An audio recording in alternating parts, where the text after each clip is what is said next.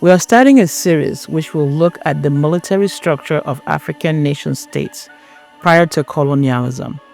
As always on this channel, we strive to debunk any misconception or inaccurate narratives about Africa, her people, history, and culture. The truth about Africa from Africans. It is often thought that African societies prior to the arrival of Europeans consisted of small hunter-gatherer and nomadic settlements, with a few rising to the level of small chieftaincies with no standing military or complex political units. This narrative and school of thought is seriously flawed and inaccurate. It is our intention in this series to shed light on the truth about African military structures in various kingdoms and nation states which existed on the continent of Africa thousands of years before the arrival of Europeans. For instance, we know that the Zulu Wars were raging in the southern part of Africa way before Africans whites existed. We also know about the Yoruba Wars. We know about the Arochukwu Wars also in the eastern part of what is now Nigeria. There was the Ashanti Wars and the Buganda Wars among the people of the region around modern-day Republic of Congo. And this is just to name a few.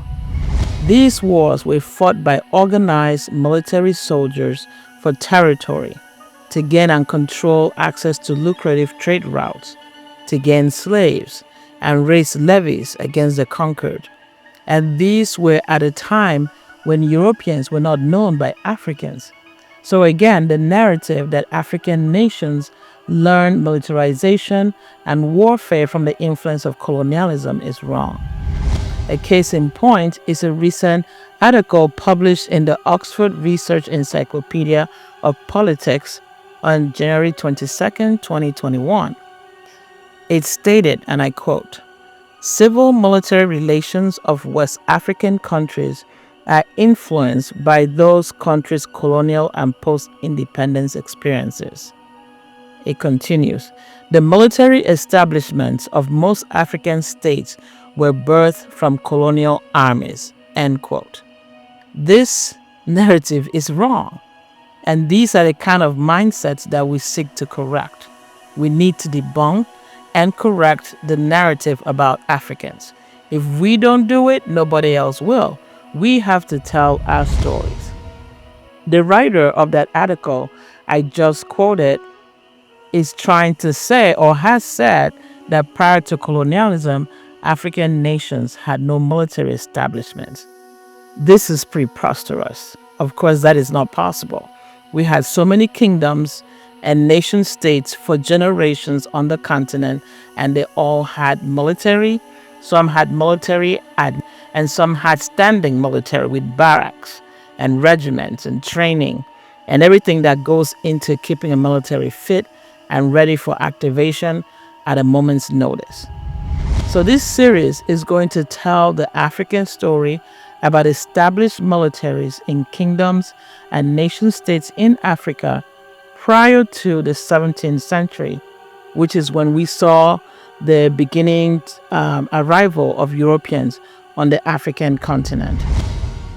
In order to adequately cover this topic, we will be referring to African kingdoms and nations as they existed prior to colonialism, and the action of the Europeans in carving out boundaries to suit their own selfish purposes without regard for the actual region and the people that live there and are related to each other.